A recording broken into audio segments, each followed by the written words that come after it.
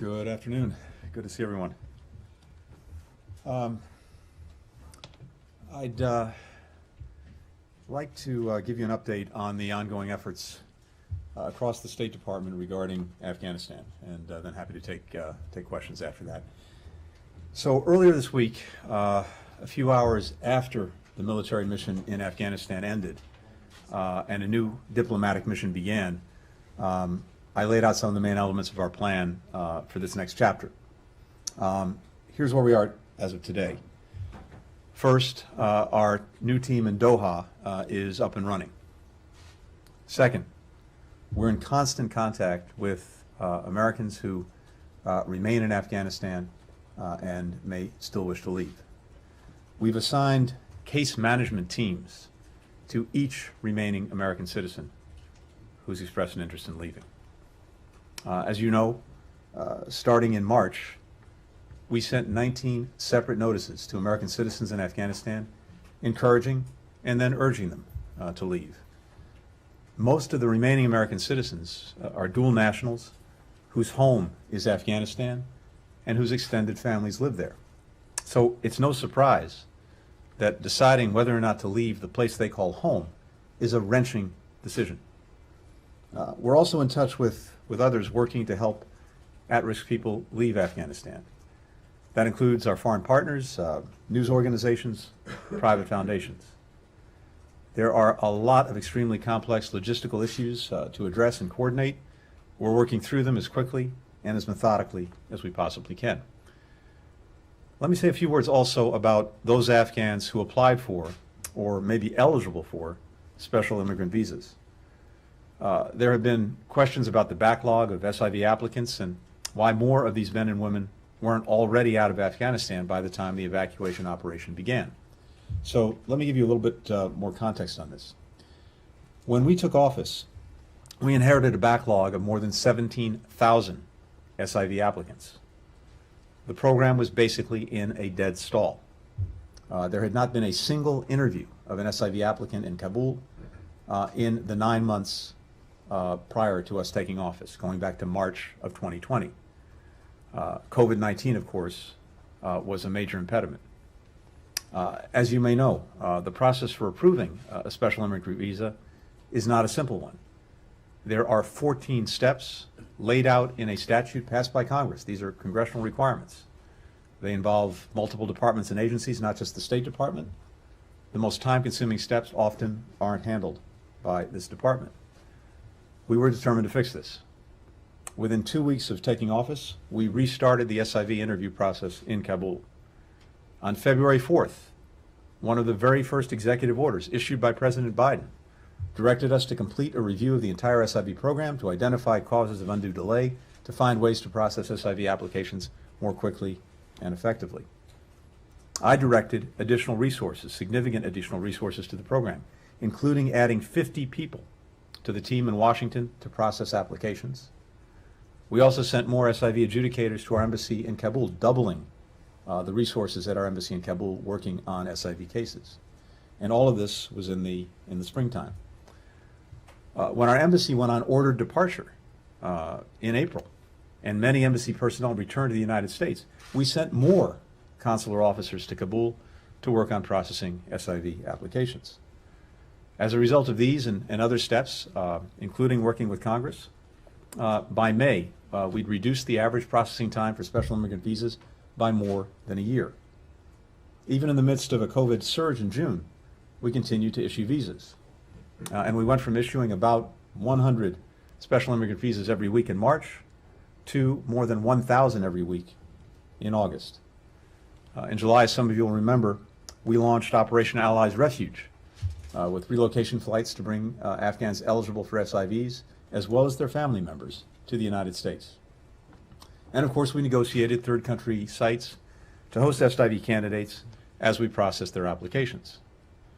We continue to process as many SIV applications as possible.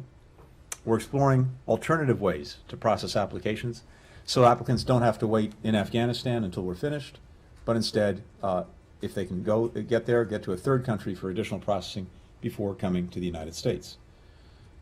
We've also now learned from hard experience that the SIV process was not designed to be done in an evacuation emergency.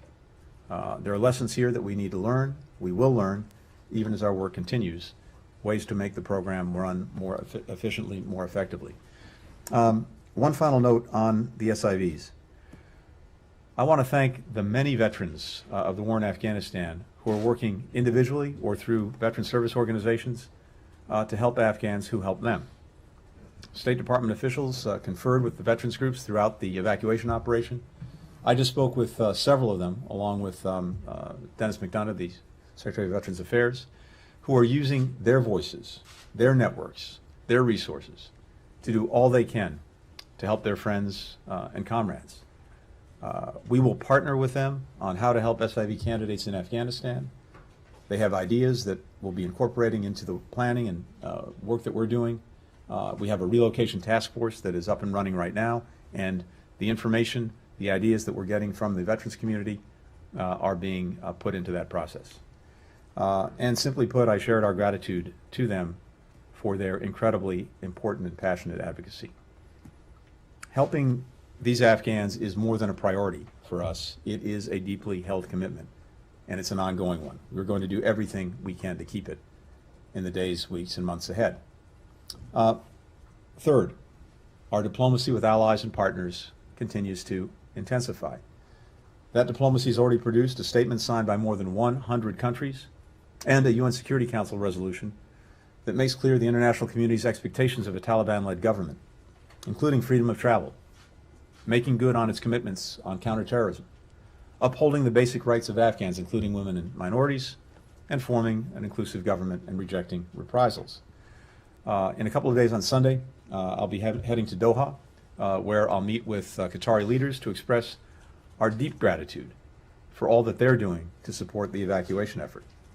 I'll also have a chance to meet with Afghans, including our locally employed staff from Embassy Kabul, who are now safely in Doha preparing for their journey to the United States. And I'll convey our pride and thanks to the diplomats, troops, and other U.S. government employees in Doha who are doing truly heroic work around the clock to keep this process moving forward as quickly and humanely as possible. From there, we're heading to Ramstein Air Base in Germany, where, again, I'll have a chance to meet with Afghans awaiting processing and the Americans who are staffing that effort. I'll also meet with Foreign Minister Maas of Germany, and we'll hold a ministerial meeting on Afghanistan with him live and then virtually with other partners. It'll include more than 20 countries that all have a stake in helping to relocate and resettle Afghans and in holding the Taliban to their commitments. Fourth, we continue to maintain channels of communication with the Taliban on issues that are important to us, starting with the commitment to let people leave Afghanistan should they choose to do so. Fifth, we're working closely with our partners Qatar and Turkey to help get the airport in Kabul up and running as quickly as possible. Sixth, on the humanitarian front, the U.S. Treasury Department has issued specific licenses to allow U.S. government agencies, contractors, and grant recipients to continue to provide critical and life-saving humanitarian aid to the people of Afghanistan, despite sanctions on the Taliban. Consistent with our sanctions, this aid will not flow through the government, but rather through independent organizations. Seventh, we've heard from many private companies, NGOs, foundations, looking to help welcome Afghans arriving in the United States. Some have already made very, very significant pledges. That's terrific. It's also not surprising. That's what we do. The United States stands apart from many for our global leadership in private philanthropy and welcoming immigrants and refugees into our communities. That's part of our DNA. We're issuing a call to action to other companies and organizations that want to help Afghans starting new lives in the United States. We will help you find a way to make an impact. Last night I had a chance to go out to the Dulles Expo Center, some of you may have visited, where I saw the incredible operation that we, together with DHS, DOD, HHS, USAID, are running to welcome new Afghan arrivals when they first touch down in the United States. Many thousands of people have fled fear and desperation and now hope for a better life and future here with us. And our people made that happen. Earlier today, I had a chance to meet with our team from Embassy Kabul back home in the United States. I spoke with employees across the department at an all-hands town hall. These past few weeks have been very intense. They've demanded a lot from a lot of people here at the department, people who rose to the challenge and continue to give their all. I talked to colleagues, consular officers who were on the line, shoulder to shoulder with the Marines, including those who lost their lives, literally pulling people into the airport and into safety and ultimately onto freedom. And again, we talk a lot about the numbers and we throw a lot of statistics around, but each one of those was a mother, a father, a son, a daughter, a parent, a grandparent, and I have remarkable pride in what our people did, what our service members did, what our other colleagues across the government did to help. And as I said the other day, particularly for those who gave their lives in this effort, some of us, maybe the most exceptional among us, are called upon to do a life's work, a life's service in a short period of time. And those 13 did a life's work of service in a very short period of time. And what I told our own colleagues here today, who were part of that effort, no matter what they do going forward, in the, I hope, many, many years that they will continue to serve, they too have already done a life's work of service in a very, very short period of time. We're not stopping our work to help Americans and at-risk Afghans in Afghanistan. We're going to do everything we can moving forward to continue this mission and also to learn from it. We owe it to ourselves, we owe it to the American people to reflect on what we did, how we did it, what worked, what didn't, what we can do better. We'll deliver on that too. And with that, I'm happy to take any questions. Thank you. Hello, Mr. Secretary. Thank you for being here today. I want to ask you two questions. One is about the headlines of the day, and the other one is a wider issue you just mentioned. Mm-hmm. The first one is, we have reporting today that Taliban co-founder Mullah Abdul Ghani Baradar will lead a new Afghan government set to be announced soon. I would really like your reaction to this. What does the U.S. government think about this new specific government? And I know that you have mentioned certain criteria and principles, but I really would be super keen to get your take on this specific government. And the second one is, I would like to ask you about accountability. And you just said, you just talked about reflecting upon what happened, what went wrong. And this is not to in any way diminish the work of this department and anybody else, as a person. But you and others in this administration have said there will be a time and place for that kind of accountability. National Security Advisor Jake Sullivan specifically referred to it as a hot wash. So where is the State Department in that process? And is this going to be in a format of a formal investigation? What is that going to look like? Thank you. No, thank you. So with regard to the government, we've seen different reports of government information. I've not seen anything final or dispositive of what that government looks like, who's in it, who's not. So I'm going to reserve comment and judgment until we see that. That may be coming up in the hours ahead, in the days ahead, but I haven't seen anything final. But I'd say two things about it. First, as we've said, and as countries around the world have said, there is an expectation that any government that emerges now will have some real inclusivity, and that it will have non-Talibs in it who are representative of different communities and different interests in Afghanistan. So we'll see what in fact emerges. But I have to tell you that as important as what the government looks like is, more important still is what any government does. And that's what we're really looking at. We're looking at what actions, what policies any new Afghan government pursues. That's what matters the most. So the expectation is to see inclusivity in government, but ultimately the expectation is to see a government that makes good on commitments that the Taliban have made, particularly when it comes to freedom of travel, when it comes to not allowing Afghanistan to be used as a launching ground for terrorism directed at us or any of our allies and partners, when it comes to upholding the basic rights of the Afghan people, including women and minorities, when it comes to not engaging in reprisals. These are the things that we're looking at, and again, not just us, many countries around the world. Second part of the question, we are committed to looking at everything we've done from day one through the present, and to draw lessons from it. I think that there also needs to be, including across the State Department, a look back at the entire 20 years to understand the entire course of this war and engagement with Afghanistan, and to ask the right questions and to learn the right lessons from that. So we'll have more, I'm sure, in the days and weeks ahead about what process we're going to be engaged in, but we are committed to doing that.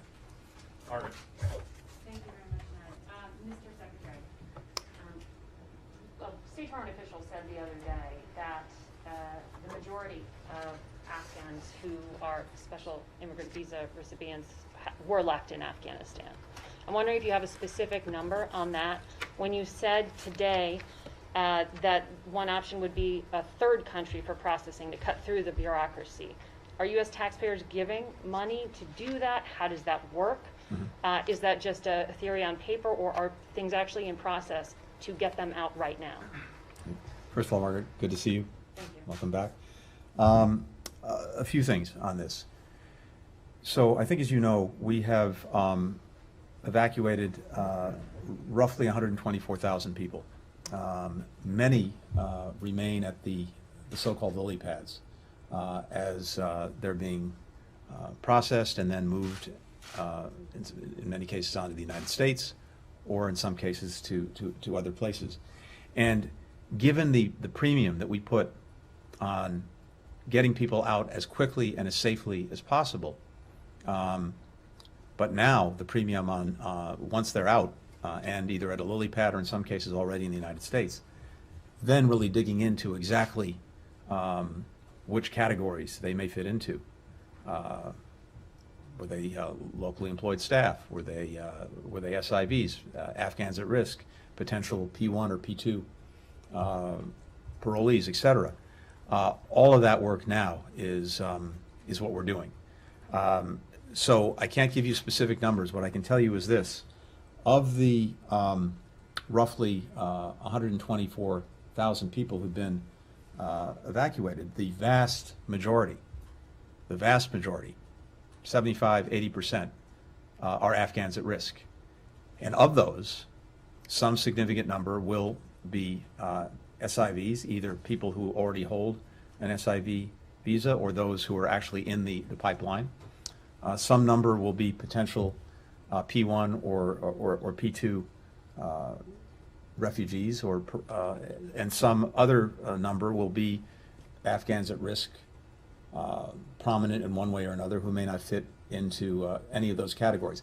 We're working through all of those numbers now, and again, I think we'll have more to say on that in the days and weeks ahead as we actually work through them. But the bottom line is, the overwhelming majority of people who came out of Afghanistan were Afghans at risk in one way or another, including a significant number of SIVs. But for those who remain, Yeah. that you were talking about, and potentially bring to a third country Mm-hmm. for processing, what does that look like? What are you doing right now to get those SIVs who were left behind? So, a few things on that. There are a lot of things happening from the political to the practical to enable us to continue to bring people out of Afghanistan who wish to leave, including, of course, any remaining American citizens who want to leave, including SIVs, including Afghans at risk, including also third country nationals who may be there. The political, I've already touched on, which is to say, working from the commitments that the Taliban has made, we have worked intensely across the international community to set a very clear international expectation of what the world is looking for from the Taliban when it comes to freedom of travel, now enshrined in, among other things, a UN Security Council resolution. That, by the way, is significant in a number of ways, one of which is that, as you know, the Taliban, among other things, is seeking sanctions relief, UN sanctions. It is seeking the ability for its leaders to travel freely, which, again, under UN sanctions, they currently cannot do, absent an exemption. And if a Taliban-led government is in violation of this latest Security Council resolution on freedom of travel, it's pretty hard to see how they would get, for example, that kind of relief. That's just one example. So that's part of the political piece. And we're in very, very active coordination with like-minded countries around the world, so that we continue to work together and use the leverage and influence we have to hold the Taliban to the commitments it's made. The practical, though, is also very important. Making sure that there is the ability for people to travel as a practical matter.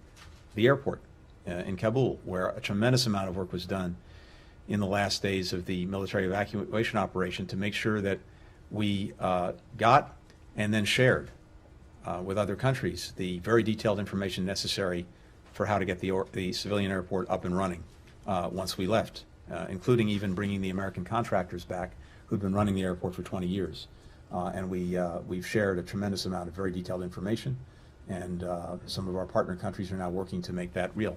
Second, looking, and I'm not going to go into detail here, but looking at different ways of being able to travel out of Afghanistan across land, and again, some of that will be self-evident, as well as making sure that we have very clear and precise plans to help people as necessary use those routes outside of Afghanistan. So all of that is being put into place as we speak. Alex. Thank you, Mr. Secretary. It's been 4 days since you stood here and talked about the 100 to 200 Americans who remain. In those 4 days, has that number changed at all?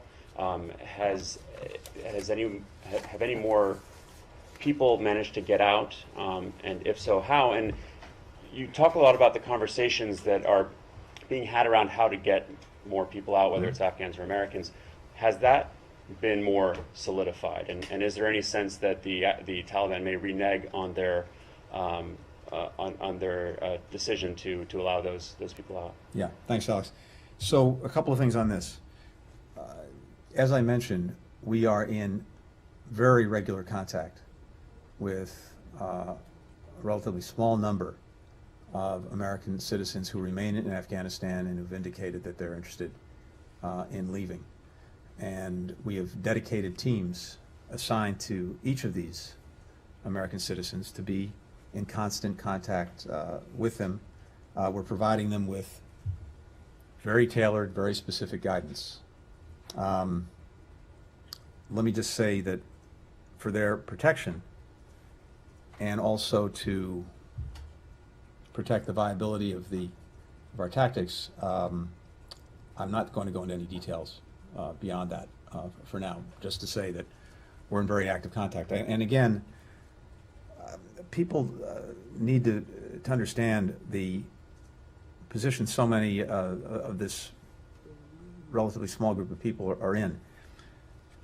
As I said, throughout these, for many months, going back to March, we issued 19 different notices to those registered with the embassy.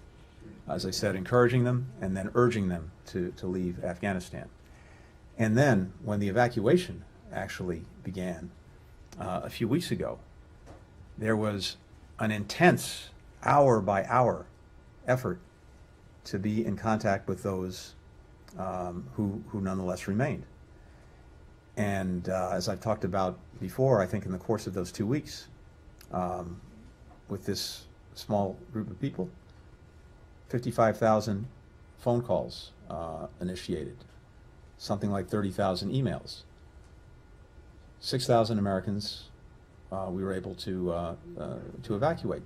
But part of the reason that some small number remain is that for this particular group, as I said, these are almost exclusively people who have been living in Afghanistan for years, for decades, in some cases for all their lives.